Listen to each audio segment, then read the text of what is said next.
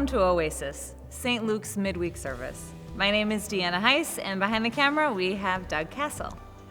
So I, every day, try and read a little devotion. Sometimes it's a page, sometimes it's a paragraph, but I try to do that every day. Sometimes it's meaningful and amazing, and I remember it forever, and sometimes I forget by 9 a.m. what I read. But I did read something recently that stuck with me, and I wanted to share it with you.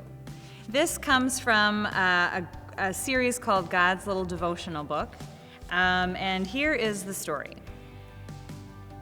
The end of our human abilities is our opportunity to turn to God, but giving up our independence to depend on God isn't necessarily easy.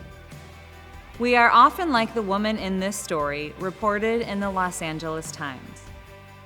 A screaming woman, trapped in a car, dangling from a freeway transition road in East Los Angeles, was rescued Saturday morning. A half-dozen passing motorists stopped, grabbed some ropes from one of their vehicles, tied the ropes to the back of the woman's car, and hung on until the fire units arrived. A ladder was extended from below to help stabilize the car while firefighters tied the vehicle to tow trucks with cables and chains. Every time we would move the car, said one rescuer, she'd yell and scream. She was in pain.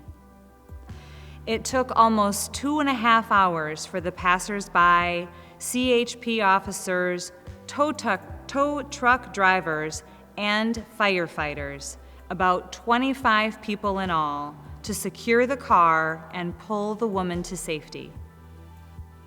It was kind of funny, LA County Fire Captain Ross Marshall recalled later. She kept saying, "I'll do it myself." Can anyone relate? Do we all try and do things ourselves when it's so clear that we need the help of others, that we need the help of God? It is hard to ask for help sometimes when we need it the most. But I love the story, and maybe that resonates with you too today. Always remember that no matter who you are or where you come from, you are welcome here. Thanks for joining us.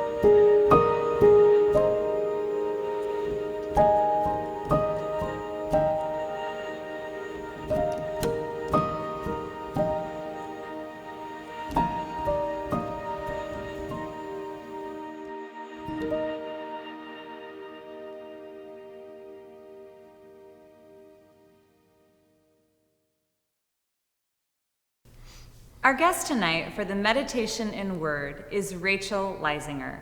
I've been lucky enough to get to know Rachel over the past several years as part of Praise Band, and she joins us tonight to tell us a little bit about her faith story. Welcome, Rachel. Thank you for having me. So tell us a little bit about your background here. Who's in your family? Where do you live? And how long have you been coming to St. Luke's? I live just north of Baraboo. Live in a big old Victorian house with my husband Joe and my son Honor and my daughter Ronalie and our menagerie of animals that we picked up over the years. I started coming to St. Luke's. How long has Jeff been coming here? No, my dad's been trying to get me to come to St. Luke's for a long time, and I started coming right after Jeff did. My dad said, "You've got to meet this amazing man." He just started directing the praise band. His name is Jeff Rawling, and I came in, I met Jeff, and I stayed. Haven't left. Yep. I know how much you love singing in the praise band, and the congregation probably recognizes you from the Christmas services and the Easter services and the special Sunday services. And I know just also from knowing you what an important part of your faith music plays. And so tell us a little bit about where that started for you, kind of that relationship between music and faith and music and God. Where did that begin for you? You know, ever since I was little, I remember my dad taking us to church. We kind of grew up at church. Being a single father, we didn't have a lot of money, so all of our extracurricular activities were kind of based around the church. And so from as soon as we could, we were involved in children's choir. And we grew up in a small country church that my dad was married in, and all my aunts and uncles were confirmed in. I was baptized in, so it was really a family church. And my sister and I, we were part of the children's choir. With the traditional little old lady playing the piano, and we were part of we had a children's handbell choir and then a youth choir, and we joined the senior choir as teenagers. My dad played guitar for the Sunday school. I learned actually a lot of my Bible verses from my dad playing guitar and putting them to music. I still remember a lot of them to this day. That's how I memorized most of them for confirmation. We were so involved in church, actually, at one point my father was the custodian, and we lived in the parsonage.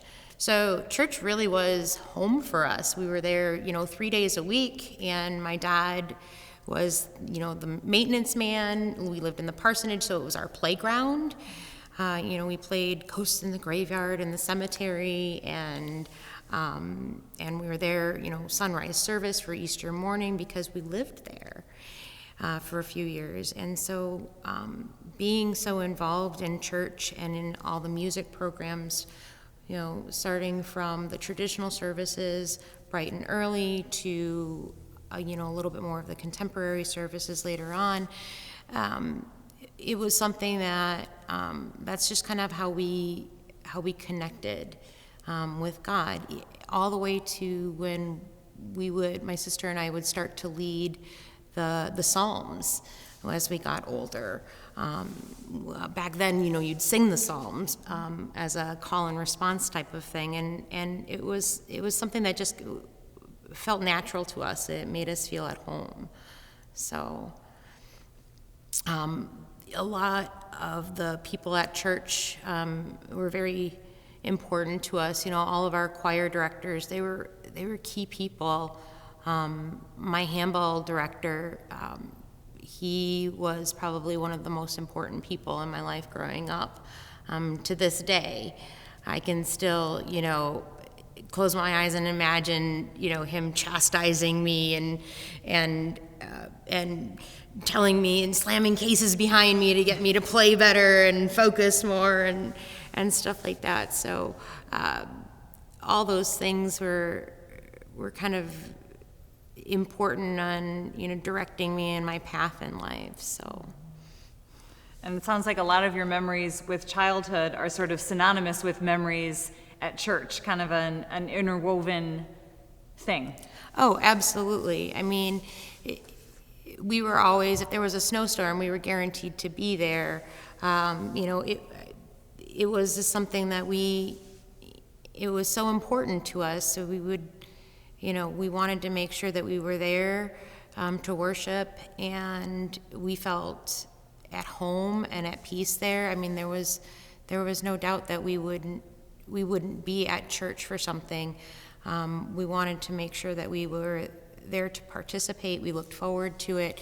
It was not just part of our routine, but it was something that it brought me peace and comfort, and it helped me a lot through my childhood.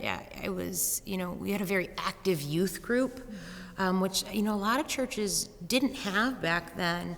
We were very proud of it, being able to find so many kids our age being active and being able to feel connected to people. It really helps, especially for teenagers, I think, to find so many people that you can talk to and connect with during a time in your life where you may be struggling with things. And my church was very special for me and my siblings, I think, to be able to have people that we could talk to and connect with and about God, which is something that's not always easy for teenagers to do. So we were very special, and we could go out into the community and we could do things together, and we sang and we put on plays, and it was a wonderful experience growing up. So. Well, and because I know a little bit about your story and had the benefit of chatting with you before we're talking now, I know that the story takes a little bit of a turn, and through, I think, a lot of people's lives, I know for my own included, there are different times in life where people wrestle with their faith, feel particularly close, particularly far from God. And sometimes that can be, again, in my own experience, kind of a gradual going away and coming back and going away, and a sort of the push and pull of a faith journey. And a lot of it can depend on circumstances, on life stage, on experience. There's so many things that go into that. And then there are other cases where sometimes people have an event, sort of a defining event that really sort of alters their path and their relationship to their faith. And it sounds as though you had one of those events. Tell us a little bit, if you would, about that and how that shaped your faith for a little while. Yeah, I mean, you have like you said, you have that traditional, kids go off to college or they're out on their own and they drift away from the church. And then when they get married or they have kids, they kind of come back. I mean, there's always that, like you said, that push and pull type of thing. But, I never thought anything like that would happen to me. I was very secure in my faith and planned on being part of my church and sticking with it and had all these big plans. But part of, being so active in the church, I don't know, what ended up happening was our church had hired a new pastor. And one of the reasons that they had hired this particular pastor was he was supposed to be very youth oriented. And we were excited about that because we were a very active youth group. But as it turns out, it appeared that he was more focused on younger youth. And so a lot of the activities that we wanted to do as teenagers really got left by the wayside. And so being very vocal, teenagers as we were, we started going to, council meetings and voicing our opinions, and being a very outspoken person myself, and I'm not always the best with words, so probably didn't voice my opinion in the best manner at times. But it wasn't just me, it was my whole family that started really voicing our opinions. We rubbed a lot of some of the elder people at church and the pastor the wrong way. And so they ended up calling a meeting and asking my family to sit down, and actually my grandfather, who he didn't attend church regularly, was called in as well, and they asked our family to leave the church.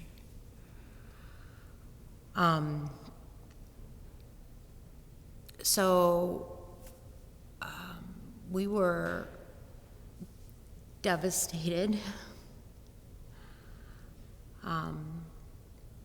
but we did. And I didn't really know what to do after that, because it was my home. So,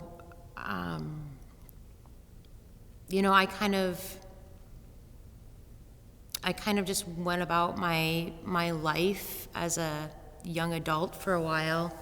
I didn't lose faith in God. I just didn't have a place. So I didn't know how I was supposed to worship. So I ended up finding God kind of, I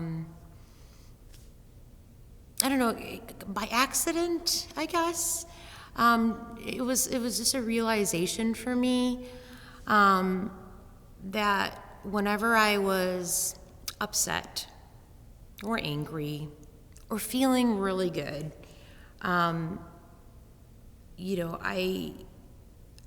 I was always listening to music, and or I was always singing. And my dad said it actually to me one day. He said, I always have music playing in my head. And that kind of clicked to me. And I said, well, I'm kind of that way too. And that must be God speaking to me. And that's how I worship. And I really do believe that that's how I feel closest to God. And kind of when I came to that realization, I feel the best. I feel most in tune with myself. I feel most in tune with God, no matter what emotion I have. I feel like I'm making progress. When I am listening to music or when I'm singing music.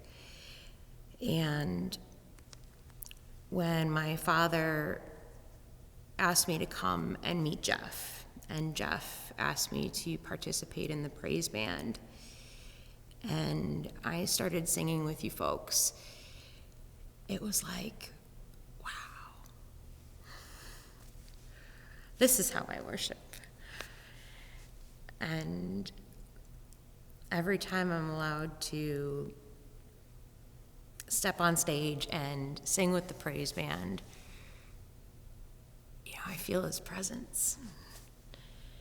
And then I look back on all those times when I was out there on my own in my car, delivering pizzas or whatever else I was doing, and I know, like, that was God. When I was, even if it was Fat Boy Slim on the radio, that was God helping me through those times, in that music. And every time now that I'm listening to any kind of music, I'm like, this is helping me through it. So I worship through music.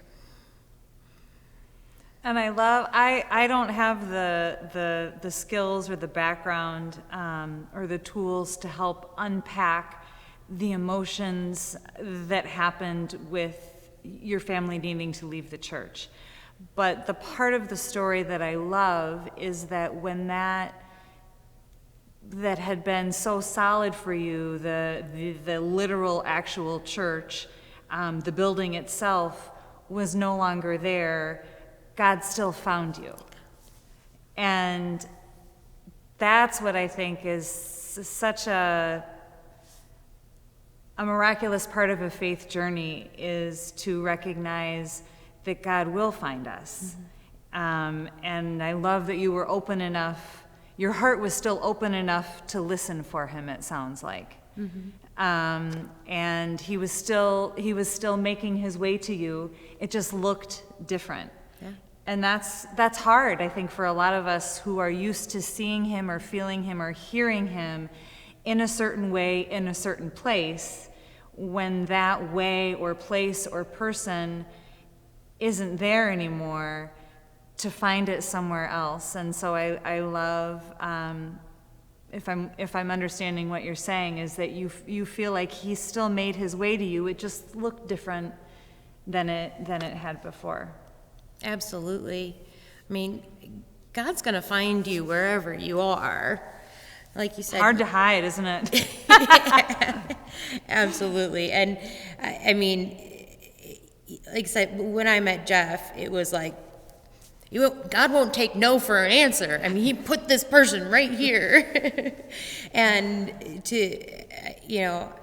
all those little nudges from God, you're like, hey, here's this perfect song. Listen to this. It's going to make you feel better. And I was, it made me feel better. But here's this big kick in the pants. Get back to church. And I am such a better person for finally acknowledging that that's what was going on, and knowing that I'm worshiping openly, through music now, where before I was just being appreciative that it was around me. But everybody finds God in their own way. This is my way. I may not be, very traditional in a sense, but it's just so important to, I think, find God in a way that helps you and makes you feel comfortable, as long as you find a connection with him. And to know that he's always searching for one with us. Always, no matter where you are. Darn it sometimes, right? Yeah, and I'm a stubborn one, so. Well, Rachel, thank you so much for sharing what I'm sure was a difficult and confusing and painful journey. But on this side of it, the joy of being able to know that the relationship still exists, that God finds us, we find God, and thank you for sharing that with us today. Thank you.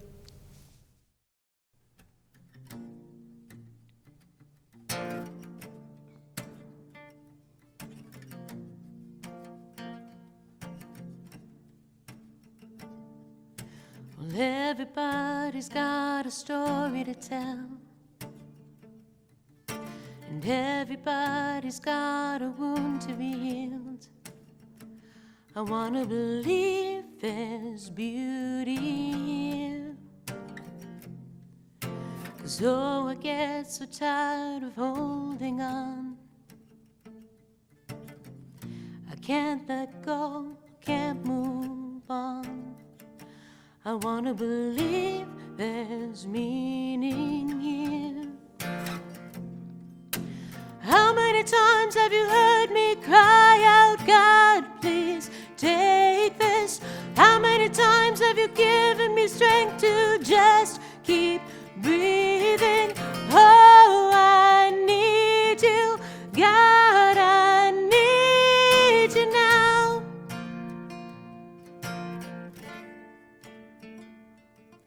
Standing on a road I didn't plan, wondering how I got to where I am. I'm trying to hear that still small voice. I'm trying to hear above the noise. How many times have you given me strength to just keep breathing? How many times have you heard me cry out, God, please take this?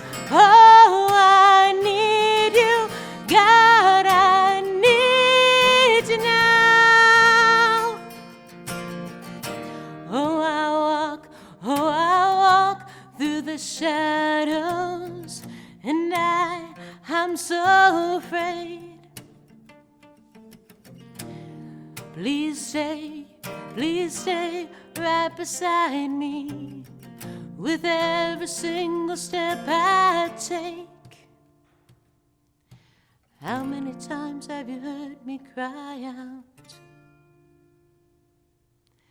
And how many times have you given me strength? How many times have you heard me cry out, God, please take this? How many times have you given me strength to just keep breathing? Oh, I need you, God, I need you now. I need you now.